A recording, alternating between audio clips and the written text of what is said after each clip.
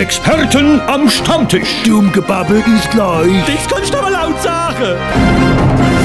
So, jetzt fahren wir ins Krankenhaus und besuchen unseren Paul. Das ist eine Überraschung. So ein Mist, es ist der Umleitung. Fahr Sie nächst rechts, Und jetzt? wieder rechts, Da ist Euperstraße. so wieder rechts. Ah, du mit einem die nächst rechts. Ist dir schon aufgefallen, dass wir schon 4-mal an der Tankstelle vorbeigefahren sind? Nee. Willi, hol die Karte raus. Ja, du weißt doch nicht allen Ernstes während dem Autofahren Karte spielen Ah, wollen. du Depp, die Strassenkarte, Mensch. Sag's doch gleich. Und wo geht's zum Krankenhaus? Da steht nichts vom Krankenhaus.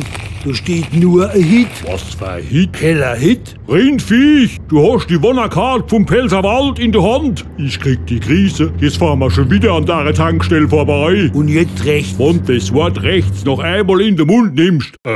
Was ist denn jetzt? Wieso ist mein Tank leer? Jetzt fahrst du schon 5-mal an der Tankstelle vorbei. Da hast du doch auch tanken Wo er können. recht hat er Das recht. kannst du aber laut Wo er sagen.